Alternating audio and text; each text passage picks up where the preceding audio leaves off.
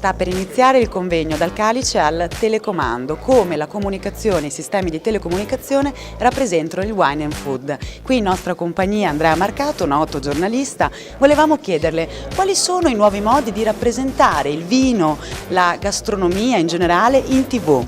Allora, intanto buongiorno, decisamente questa manifestazione 300% Wine organizzata dagli amici dell'Associazione Italiana Sommelier, oggi con questo convegno vuole dare una risposta alla cosiddetta inflazione di programmi enogastronomici che passano sui nostri schermi.